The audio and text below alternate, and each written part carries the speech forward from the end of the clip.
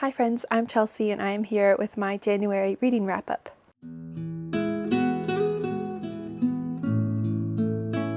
So I started off the year with a pretty solid reading month. I read 8 books, which is pretty much my usual standard, and all the books I read were between 3.5 and 5 stars. I read a pretty good mix of physical and audio, again, pretty typical for me, and I was able to get through a pretty good amount of books on my physical TBR as well as my January TBR in general, so I felt pretty accomplished by that. I had a good reading month, so I'm just gonna jump in and tell you about the books I read. So the first one I read in January was The Only One Left by Riley Sager. This is a thriller, kind of in a gothic style. I had read, what is it called? Lock Every Door, I think, by this author several years ago, and I enjoyed it. So I've been wanting to read more of his books, and I know this one's pretty popular. This was an audiobook, which I recommend. We have 2 narrators and a couple different POVs and timelines, which I always love in a book and thought it was really interesting.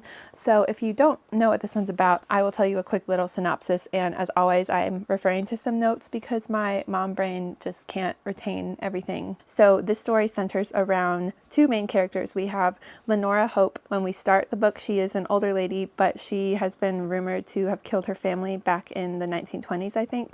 And so there's all of this gossip and lore around her, I guess, but no one really knows what happened because she had a stroke and was rendered mute, so she can't tell her true story. At this point in time, she is an older lady, she is in a wheelchair, and she needs a caregiver. And so the other main character is named Kit, I believe, and she randomly gets assigned to be Lenora's caregiver. She lives in this really creepy gothic mansion on the Maine coast, and so Kit becomes her caregiver. Lenora starts to tell her the true story. She types it out, and so we learn what really happened back in the day with Lenora and her family, whether she did kill them or not. And then we also learn some secrets about Kit as well. Lots of different secrets and twists. This one is known to be very twisty, especially by the end, and I would have to agree, once you hit the halfway point, the twists are twisting, you know. The first half for me felt a little on the slower side. It definitely had great eerie gothic atmosphere, but it was kind of slow and repetitive at times as we are just learning about these characters.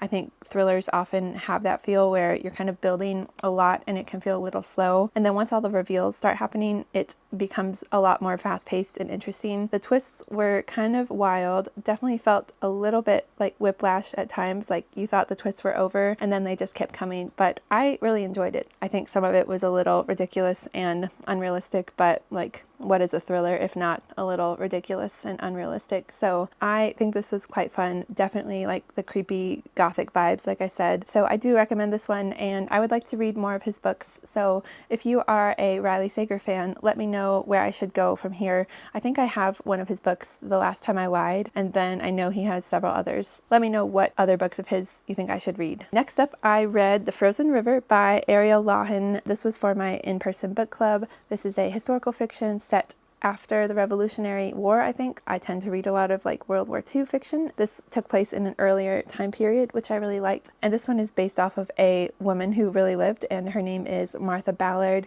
She was a midwife and a healer, and she just tended to a lot of the women and people in her small town. And so we follow her and her family. This book starts with a murder, pretty much. There's a man found frozen in the ice, and we soon discover that he is one of the men who has been accused of raping one of the girls in the small town. So right off the bat, there's some trigger warnings in this one to check out. So we don't know who murdered him and how that connects to the assault on this woman, but Martha gets involved. She keeps a lot of journal entries, so we get to kind of see her perspective through that. Apparently in real life, she was known for keeping all these journal entries, and so a lot of those were based off of the real life person. Also, a lot of people tell Martha their secrets, so she kind of pieces a lot of things together and gets involved. So this has a mystery, although I will say it's not like a crazy on the edge of your seat, fast-paced kind of mystery. It's just kind of in the background, and mostly we get to zoom in on Martha and her life as a woman in this time period, and her family, her husband, her children. And so it's more of a slower paced slice of life historical fiction with a little mystery element. I thought this was great. Perfect wintry atmosphere, as you can tell by the cover, and I really fell in love with Martha as a character. I think she was definitely made a little more progressive and just more lively as a fictional character, but I do like that she was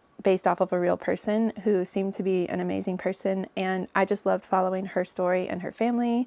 Definitely some emotional moments, and very interesting to just read about what it was like to be a woman during this time. And unfortunately, there were a lot of bad men who took advantage of these strong women and women's voices being silenced. And so I definitely felt angry at times, but was just rooting for Martha and a lot of these women in her town. I will say that the pacing was a little slow. There were times where I got a little bored and wanted just a little bit more from the story, and so it wasn't one that had me super captivated the whole time. I did like the mystery elements, and there were some like court trial scenes which were cool, but I do think the pacing was a little slow for me at times. And so if you're not already really into historical fiction, this one might be a little hard to get into, but again, it might be fun to try because of the mystery element and because it is set in a different time period and follows a really amazing woman. So I do recommend this one for sure. Just know that it is a little bit on the slower side. The next book, I actually listened to the audiobook and then I bought the physical book after because I loved it so much. So yeah, I listened to the audiobook, and this is The Wedding People by Alison Espach. This is for Shuba's Fable book club. I'll link her channel in the description. I talk about her a lot, so you should know who she is already. She has a Fable book club, and I just happened to get the audiobook, and I'm really glad I did because I had been seeing a whole lot about this. I think it won the Goodreads Choice Award for literary fiction, I think. I had heard really good things about it, and I ended up loving it. This is literary fiction, although it kind of has a bit of a rom-com feel at times. Pretty dark and heavy, but then also funny and lighthearted at the same time, somehow. And so if you don't know what this one is about, it pretty much starts with our main character, Phoebe. She is at rock bottom. Her husband has cheated on her, and they've split up. Things are not going well. I don't want to spoil a lot of the things, but she's just at a really low point, and she goes to this hotel in Newport, Rhode Island, because she and her husband were supposed to go there, but they're not going because they're not together. And so she goes by herself, but with the intention pretty much to end her life. So like I said, it starts out pretty dark, pretty heavy, pretty bleak. You really feel for her. But then when she gets there, she finds that there is this wedding happening and there are no guests allowed. And so they think she's part of the wedding party, but she's like, I'm just here, to do this thing. And she ends up meeting the bride, and they strike up this kind of unlikely friendship. Phoebe just gets to know a lot of the people in this wedding party. She starts to have a little bit more desire to live, I guess. Again, I don't want to spoil anything, so I'm just going to leave it there. I really love this one. I definitely recommend it. Recommend checking trigger warnings. Again, that's always a good thing if you're sensitive to certain topics. I thought this was just so well written. It had a great balance of the darker themes and heavier topics, and really great quotes that I had to write down, but also at the same time very humorous and lighthearted. It's kind of the dark humor, which I personally love and connect to, and so I thought the author did a really good job at that. There's also just a lot of drama and interesting dynamics between all the characters. I really loved Phoebe and Lila the bride's dynamic. It was just really funny. Lots of good friendship themes here. Also just themes of finding a new path in life once you have kind of exhausted everything, when you're at the end of your rope, finding beautiful things about life again, the importance of community and relationships. I really liked just the themes of this book, and it was a very bingeable reading experience. Again, I listened to it. The audiobook was great, highly recommend, and I just did not want to put it down. It was a very quick, easy read. I think this is great for people who want to get into reading, and a book that just reminded me of why I love reading. And I really loved Phoebe as the main character. She's a little older. I think she's in her 40s, and so I enjoyed and appreciated having an older character to follow. Again, I just loved all the different relationship dynamics, like friendships, family relationships, even the bits of romance that were in here. I just loved it all and really connected to all the characters and was rooting for them, and I just had a good time. So I honestly kind of want to reread this because I think seeing it with my eyes and maybe even annotating it would be a great experience, because there were so many great little quotes and things that made me think, but also just fun and funny interactions and dialogue moments. So yeah, if you haven't read this one yet, I highly recommend checking it out. Okay, next up, I read and listened to One of Us is Lying by Karen M. McManus. This is a young adult murder mystery. Think like A Good Girl's Guide to Murder, and there's probably others that are like this that I can't remember. So this follows, if you can can tell from the cover, 4 high school students, and it starts actually with 5 students, and they're all in detention, but one of them does not make it out of the classroom. They are discovered to be dead, and so obviously people are wondering what happened in that detention room, if these 4 students are involved at all, and so they get caught up in this case, trying to figure out what happened to the student who died in that classroom, and then we just kind of get all of their different perspectives, and the story comes together from there. This is multi-POV with a multi-narration audiobook cast, which I always love, and I thought that was done really well. With this being YA and featuring around high school students, it wasn't like a top new favorite necessarily. Lots of immature teenage drama. I do like some drama, so I enjoyed that part. I wish that there had been a little more focus on the mystery itself, and especially the 4 of these students working together to solve the mystery, and less of just the juicy drama bits. I feel like we got a lot into their personal lives kind of separately. Some of them kind of linked up, but as a whole we didn't get as much of all of them together, and so I would have liked a little more of an ensemble feel, I guess. But this was a really fun, quick read. I really enjoyed listening to the audiobook and read it pretty quickly, so it definitely kept me engaged and invested and interested in what happened. The end reveal of the mystery didn't necessarily blow my mind or anything, but again, this was just a fun, easy time. I think it's the first in a series. I do want to listen to the next one because I did enjoy getting to know these characters. They had a little bit more stuff going on. It wasn't just super surface level, and I always love a good little dramatic mystery situation. So this was a fun one. Not anything that's gonna change my world, but a fun, quick, easy read. Okay, the next one I absolutely loved. I think I mentioned this in one of my recent videos, and this is the first book in a fantasy series, and I am ready to keep reading the series quickly, and that's how much I enjoyed the first book. So this is An Ember in the Ashes by Sabaa Tahir. I think these have new covers now, so you may not recognize this. It's a 4-book young adult, I think it's young adult, I think so, yeah. It's a fantasy series with kind of a dystopian feel. It's modeled after the Roman Empire. Gave me similar vibes to like Hunger Games and Fourth Wing, as there is a like military academy, but it also had its own unique spin on the genre. I had a really fun time with this. I'll read a little bit what this is. So this says, Laia is a slave, Elias is a soldier, neither is free. Under the martial empire, defiance is met with death. Those who do not vow their blood and bodies to the emperor risk the execution of their loved ones and the destruction of all they hold dear. So Laia, when we start out, Laia lives with her grandparents and older brother in the impoverished back streets. They kind of just keep to themselves, but her brother is arrested for treason, and Laia is forced to make a decision. In exchange for help from rebels who promise to rescue her brother, she will risk her life to spy for them within the empire's greatest military academy. And there she meets Elias, who is the school's finest soldier, but he does not want to be a soldier. They get to know each other, and we go from there. No spoilers here. And this is one that I also did a little bit of reading and listening to the audiobook. I just had such a fun time with this. I feel like it was so action-packed and engaging. Like every chapter, I just wanted to keep reading to see what would happen. We do get 2 POVs, one from Laia, one from Elias, which I always love. There's definitely a romance element, but that wasn't the main part of the book. The world was just really interesting. I will say the fantasy stuff wasn't like super strong, but I think it's going to build more. So we get little bits and pieces of it from the beginning, and we learn more as the book goes along, and I'm sure we'll get more in the second book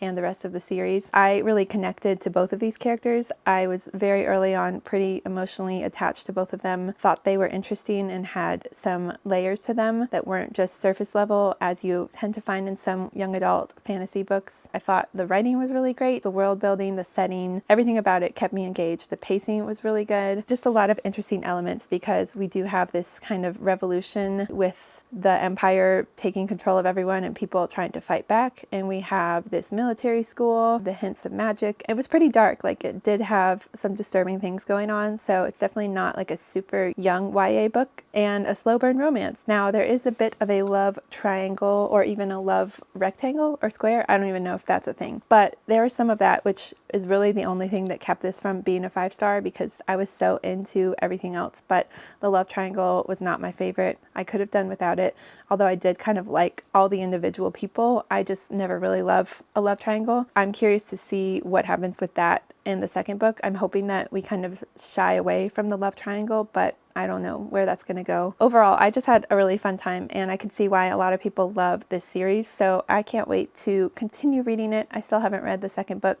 It might have to get pushed to March because I bit off a little bit more than I can chew for my February TBR, but I am definitely going to read the second book soon. Oh, and I forgot to say, I read this for the Homey and Homely book club that Lindsay runs. It's also another Fable book club, and so this was really fun. I'm glad I was able to read that for her book club. Next up, I read Homegoing by Ya Jessie. This was a buddy read with Ellen from Ellen Made Book Club. Again, I listened and I read the physical book. I thought the audiobook was done really well. It was just a single narrator, but really good. This is a heavy one, and I'm still kind of processing my thoughts. I think this is one of those books that you have to sit with for a while. It's a heavy one. It's a lot. I'll tell you a little bit about it. This basically follows two different sides of one family. So we start with two half-sisters. One of them is married off to an Englishman and is sent to this castle. I think it's called the Cape Coast Castle, yeah. And then her sister is imprisoned beneath her in the castle dungeons, and they don't know that the other is there. Starting off in this same place, but as we go, their family lines get separated. One half of the family stays in Africa and their family grows from there,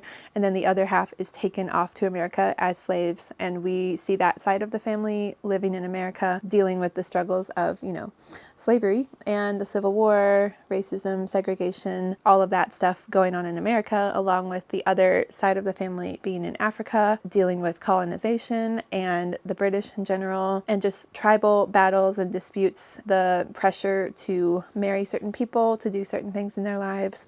Anyway, we follow a lot of different people, and each chapter is a different perspective and a different person in the family line. So we have the first two sisters, and then from there it branches out through their family line, and it starts in the 18th century, and then it goes all the way up to mostly present day. So it spans a long time, multi-generational story, multi-POV, because every chapter is a different perspective. That's kind of a feel for what the book is about. And we deal with a lot of heavy topics and themes, as you can imagine, but very powerful. I think this is a book everyone should read just to get a greater understanding of African and African American history.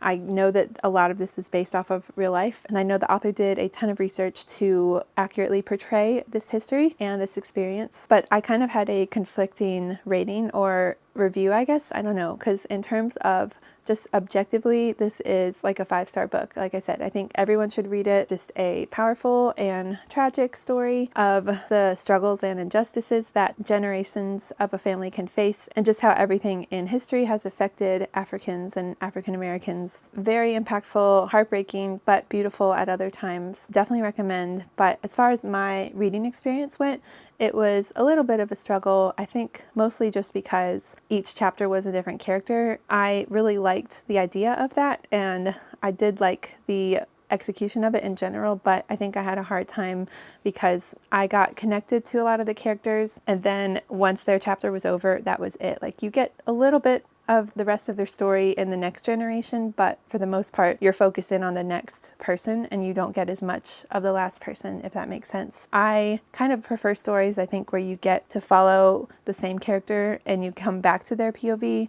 as opposed to just getting one POV and one character and then moving on. It's just a personal preference. I think I also felt a little confused at times when we were just dropped into a new perspective and not really knowing what's going on or how we got there. I know that was intentional, but for me, it just took a little bit more focus and attention, I guess, to really get what was happening. Also, it was just so heavy that this is one that took a while to read because I just didn't want to take in too much of it at once. I know Ellen kind of had the same feel. It's just a lot to take in, but it is such an important read, and I really loved the ending and how everything came together. I thought it was perfect. There is a lot packed in this book. It's only like 300 pages, but she really packs a punch. Highly recommend, and I know Ellen talked about this in her January wrap-up as well, so check out her video and her review of it too. Okay, 2 more books, and this was another buddy read. I read this book with Kat from Curious Cat, and this is Hello Beautiful by Ann Napolitano. I talked about this maybe 2 videos ago, so I won't spend a ton of time on this one. You can watch that video. That's my book recs from every year I've been on Booktube. Loved this one. This was my other 5-star of the month. Both of my 5 stars were literary fiction, so that makes me think I need to keep reading more literary fiction. This is another one where I did audiobook and physical. Didn't love the audiobook. It wasn't bad, but I wasn't like in love with it. So I'm really glad I had the physical copy. This is a loose retelling, or maybe more of an homage to Little Women. We follow 4 sisters, the Padavano sisters. We also do follow William, who starts dating one of the sisters and gets kind of brought into the family. And so we follow his perspective, and we also follow several perspectives of the sisters, mainly Julia and Sylvie. Those are 2 of the main characters. We just follow their family lives over time. It really delves deep into a lot of their struggles, lots of things like grief and mental health, family dynamics and complicated relationships, motherhood, all that kind of stuff. I feel like there's something for everyone in this book, and something you can definitely connect to. I personally connected to some of the motherhood themes, as I am a mother. And with William, who comes into their family, he has a pretty dark and secret past, and so some of those things come to light, and some things happen that affect the Padavano sisters, and it threatens to create a rift between the family and the sisters. And so we get to see how that affects them over time, and just the complicated family relationships that I think everyone experiences, and we really zoom in on that in this book. This book definitely made me ugly cry, like the ending and some other spots where I got emotional. I absolutely just love her writing. I might have said this in my last review, but she is just so sharp and concise, and just really knows how to pack an emotional punch in very few words. From the beginning, I was already so invested in William because we start with his POV, and just in all the sisters, I really wanted to know what their lives were like and just was emotionally attached to them. I loved having some Little Women references, just the cozy, heartwarming family feel, but with the darker and more serious topics. Again, kind of like Wedding People, where you do delve into those harder themes. They just really leave you thinking about things and feeling all the emotions. These characters felt very real and not always likable at times. I just really liked following them because they felt so real to me. I loved having multi-POVs and that we spanned a good long stretch of time, so I really grew to be really connected to these characters. I'm not going to go on much longer than that, but I highly recommend checking out this book if you like Little Women, and even if you don't, or if you haven't read it. I think this could be relatable to anyone, so definitely recommend Hello Beautiful. And the last one, I'm glad that I finally read this. It has been on my TBR a couple times, and I did it. I read Leviathan Wakes by James S.A. Corey. This is the first book in a big sci-fi series, like 8 books, I think, and this was like almost 600 pages, so quite intimidating. I haven't really read real sci-fi, and it's kind of like a space opera, and so I didn't really even know what that was or what to expect. But I had a fun time. Definitely realized I don't really know anything about space, and that was a bit humbling. But I could say I know more about space now. So that is a plus of reading this book. I don't even know how to describe this. Maybe I'll just read a little bit of this because I don't think I can summarize. It is pretty epic in scope. Think like Stormlight Archive or Game of Thrones, but in a sci-fi world. So there's a lot of things going on, but I'll read this. Humanity has colonized the solar system, Mars, the moon, and the asteroid belt, and beyond, but the stars are still out of our reach. Jim Holden is XO, or like second in command or first in command. I don't know, one of the two. Anyway, he's on an ice miner making runs from the rings of Saturn to the mining stations of the belt. When he and his crew stumble on a derelict ship, they find themselves in possession of a secret they never wanted, a secret that someone is willing to kill for. At the same time, we have a detective. Miller is his name. He's looking for a girl, one girl in a system of billions, but her parents have money and money talks. And then the trail leads him to the same ship and Holden, the other character, so their stories kind of intertwine. They have to deal with a lot of things in the government, secret corporations, revolutionaries. There's a lot of pieces at play here. There is kind of a mystery as we have this detective looking into this girl that has disappeared, and then of course we have all the sci-fi stuff, lots of politics. We have Earth and we have the asteroid belt, Mars, lots of like warring factions, and we also have 2 POVs with Miller and Holden, so we go back and forth. I really didn't know what to expect, but I had a fun time. I definitely want to keep reading the series, and I'm hoping that all the science stuff will make more sense as it goes on, because it definitely took me a while to really get into that. because my brain just does not work as far as like science goes. And so I felt a little dumb sometimes. So that was a bit of a struggle for me, just because I'm not really into space or science. But once I could kind of get a grasp on what was going on, I really had a fun time getting into the story. I thought the plot was super interesting. It was a good mix between really high action moments and some good twists and turns, but also just the world building and politics and getting to know the characters. I don't think the characters were like super deep or complex, but they were interesting, and I enjoyed the dialogue and the little interactions between the characters. I really liked Detective Miller. He's definitely a morally gray character, which I always appreciate and find interesting. And I feel like the writing was pretty straightforward. Other than the science stuff, it was pretty easy to understand. I just had a good time with this. I definitely want to see how the series continues from here. I can say that I've read like a real sci-fi, so I feel good about that. And I also watched a couple episodes of the TV series on Amazon, enjoying that as well. So that was a good way to end the month. Those were all the books I read in January. As always, let me know if you've read any of them, if you had similar or different thoughts, and what you read in January, what your highs and lows were. With that, I think that is it. Thanks so much for watching. I'll see you in my next one. Bye!